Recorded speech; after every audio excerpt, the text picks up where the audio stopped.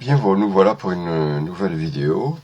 Sur cette vidéo, nous allons apprendre à structurer un meuble, voilà, de manière à ce que on s'y retrouve bien dans tout ce que l'on va faire pendant le travail. Là, par exemple, c'est un petit chevet constitué de deux petits cadres. Les deux cadres sont parfaitement identiques, un caisson assemblé avec des alaises. D'ailleurs, on voit un petit peu par transparence les petites alaises et une petite façade de tiroir. On retrouve là dans cette boîte. Pour l'obtenir, cette boîte, il faut faire fenêtre et activer donc une des fenêtres. Et donc là, par exemple, dans la fenêtre structure que nous avons là, on a la structure du meuble. Le tiroir, par exemple, est constitué de côté, d'arrière, de fond de tiroir. Voilà, donc il va falloir, ici par exemple, nous avons le caisson constitué du dessus, de l'arrière du meuble, voilà.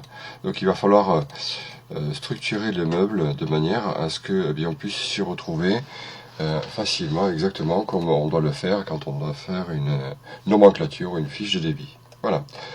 Allez, c'est parti. Allez, nouveau.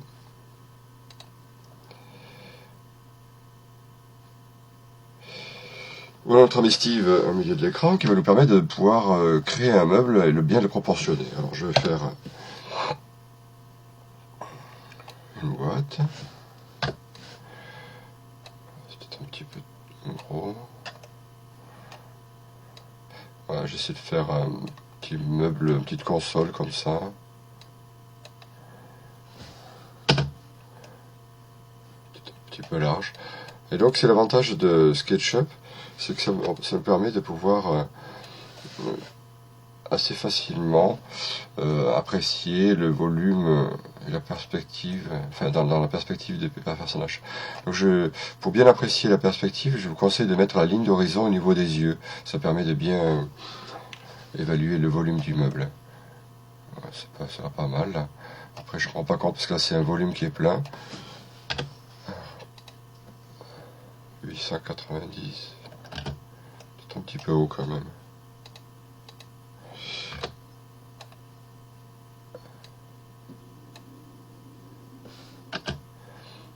La largeur. Voilà, c'est plus dans le commode quand même.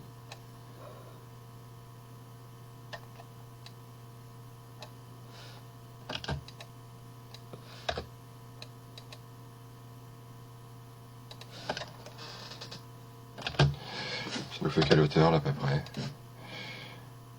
Ouais, autour de 700 en largeur. 460. Ouais, profondeur. 300.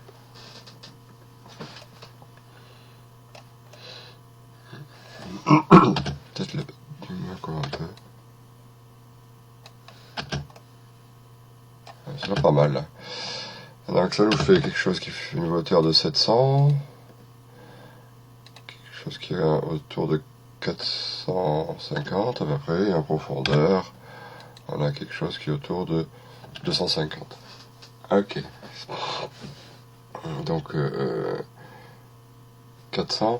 Le caisson qui va venir ici au milieu, entre les piétements, je vais le faire de 400 et puis je vais rajouter de chaque côté les piétements. Donc les piétements feront 22, ça va faire du 444. Allez, je supprime ça. Et je fais mon rectangle. Donc il a une longueur de 444 par 250. Voilà. Qu'est-ce qui s'est passé? On dirait que ça va marcher.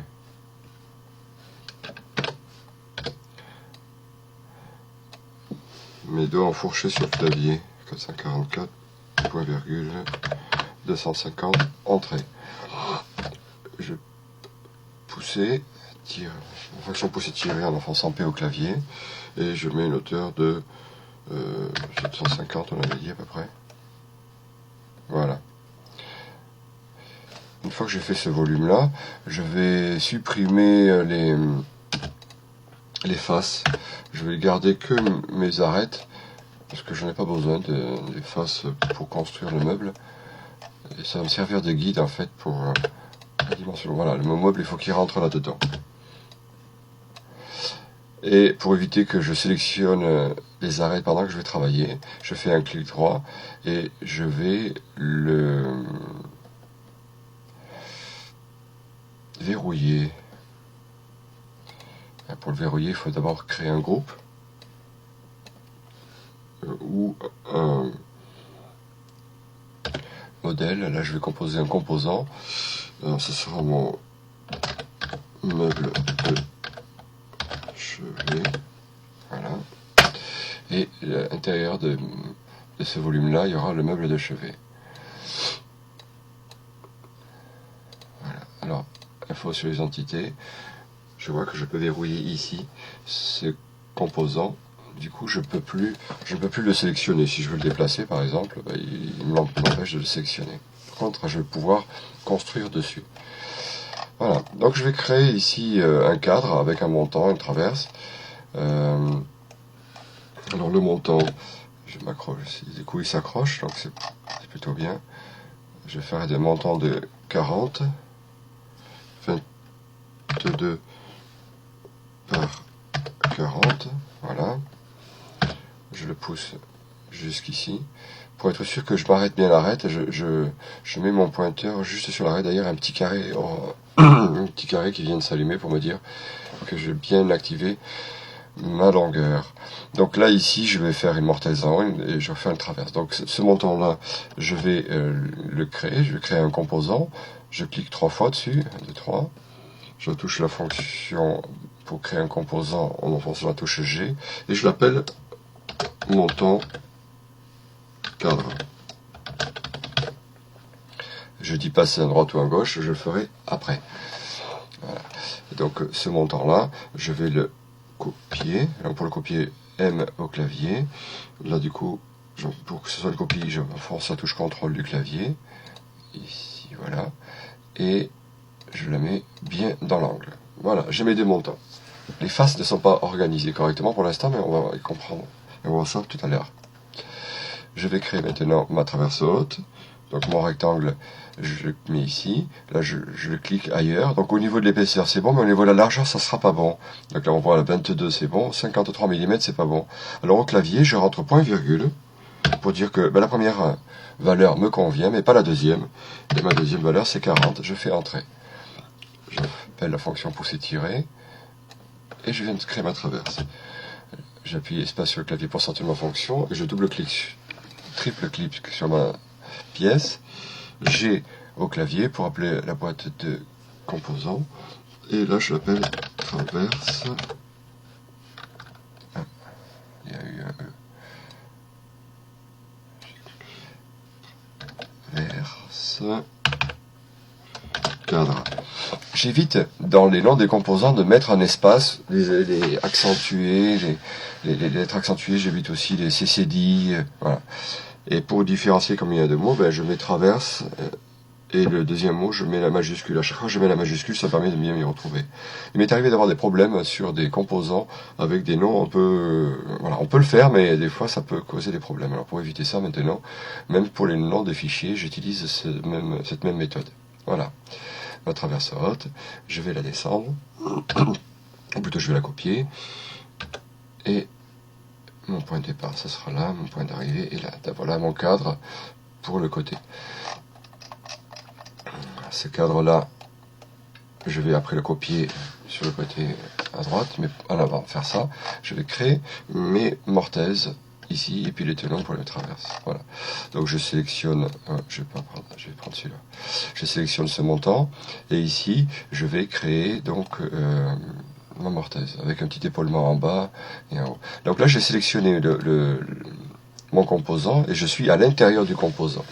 On voit que je suis à l'intérieur du composant parce que j'ai une boîte qui a été construite autour, et autour c'est un petit peu gris. Seulement, moi je voudrais voir ici à travers. Alors il existe deux méthodes. Il y a une méthode qui permet de la rendre un peu transparente, comme ça. Donc là je vois un petit peu mon arête, c'est déjà un peu plus facile comme ça. Je peux travailler en mode filaire aussi. Voilà, alors là donc j'ai plus que des fils, et bon, le Steve là derrière il m'embête un petit peu parce que je n'ai pas besoin. Alors Steve, je vais le masquer. Voilà. Donc là on voit les arêtes, on est en mode filaire, ça peut être pas mal aussi. Ou alors on peut aussi demander à ce que, et tout simplement, quand je clique sur ce composant, si je veux travailler dessus, celui-là il se masque. Pour cela, on va dans Afficher, modification du composant, et là masquer le reste du modèle. Voilà, il s'active, et de cette manière-là, je peux dessiner directement. Sauf que je perds du coup la largeur de ma traverse qui aurait pu m'aider tout à l'heure. Donc, je vais le conserver, je me mets en mode filaire, je vais créer un guide en fonçant la touche T au clavier. Alors là, il ne faut pas se tromper d'arrête, c'est bien celle-là. Tac. Je vais le mettre... non, mon parement, il n'est pas là. Il est là, le parement. Alors, je pars du parement. Hop. 7. Entrée. Hop. Hop. Maintenant, je vais faire 8. Entrée. Je ferai un épaulement ici de 12 mm. Et en bas, 5 mm. Un petit rectangle ici. Je pousse et je tire. Et là, du coup, j'arrive pas à sélectionner ma surface parce que comme je suis en mode filaire, du coup, je peux prendre que des arêtes. Alors, ok. Affichage. On verra plus tard comment créer un raccourci, par exemple. Il existe des raccourcis clavier. Et cette fonction-là, j'utilise énormément. Et plus tard, je vous expliquerai comment créer un raccourci. Comme ça, on gagnera du temps quand on dessine. On pourra passer en mode masquer le reste du modèle assez rapidement. Voilà. Je sélectionne cette surface, je pousse de 33 mm, puisque maintenant on va faire 30. Voilà. Ok, les guides, j'en ai plus besoin ici. Enfin, je vais en avoir besoin après en bas pour l'épaisseur du tenant uniquement. Mon épaulement est de 12 mm.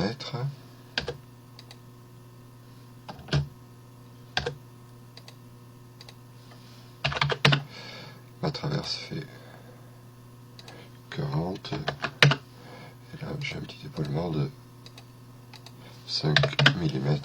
Je fais mon rectangle et je pousse de 33 mm. Voilà. Seulement ici, on voit que comme c'est un composant, eh bien, la mortelle se trouve de ce côté, forcément, puisque je n'ai pas retourné, je n'ai fait que copier, et avec le point d'origine qui se trouve au même endroit. Donc je vais demander à ce qu'il soit retourné par rapport à l'axe vert. Voilà, ce qui est ici va passer là-bas, et ce qui est de ce côté-là va passer de l'autre côté. Je sélectionne ce composant, je fais un clic droit, retourner le long de l'axe vert. Voilà. Et maintenant, nous avons les mortaises de ce côté. Elles sont du bon côté. Voilà. Je vais maintenant faire mes tenons. 1, 2, 3. Voilà. Seulement, je vais avoir besoin des montants pour pouvoir bénéficier de la mortaise qui est ici. Je fais un rectangle ici. Et un rectangle là. Voilà. On peut masquer maintenant. Je pousse de 30 mm maintenant. Et je pousse ici de 30 mm aussi. Voilà. Tous les guides là, j'en ai plus besoin. Donc, supprimer les guides. Et le loop avec les 4 flèches, ça me permet de le voir plein écran. Voilà, donc par contre ici, je pense que l'épaulement, il ne doit pas être bon. Je vais mettre, voilà. Et l'épaulement, il n'est pas bon parce que là, c'est pareil. On a le même problème que on avait tout à l'heure avec le montant. Donc là, il faut le retourner le long de l'axe bleu. L'axe bleu étant l'axe vertical. Je fais un clic droit. Retourner le long de l'axe bleu. Et voilà, ça y est. Je suis bien. Ma face, elle est restée la même. L'épaulement qui était en haut est passé en bas et ainsi de suite. Voilà, je viens de terminer donc mon cadre latéral. Donc ce cadre-là, tout ceci correspond au cadre de côté. Donc je vais créer un composant G au clavier. Le composant, je l'appelle cadre latéral, ou cadre piétement. Voilà, cadre piétement. créé. Et je vais en faire une copie pour le mettre de l'autre côté. Donc je le sélectionne, Move au clavier, CTRL, et là je vais le retourner le long de l'axe rouge, parce que le parement ici il est à gauche, donc là il est toujours à gauche. Pour le passer à droite, je sélectionne mon composant, clic droit, retourner le long de l'axe rouge. Voilà, visuellement on voit pas grand chose, si ce n'est que bien mon parement il est passé de l'autre côté. Voilà. Ok, donc là j'ai mon cadre, piétement, celui-là c'est le droit, et l'autre c'est le gauche. Donc je clique sur le droit, là je peux le changer, enfin ajouter cette information là, et l'autre c'est le cadre gauche. Donc là on va marquer droit, cadre piétement, et celui-là je vais l'appeler gauche.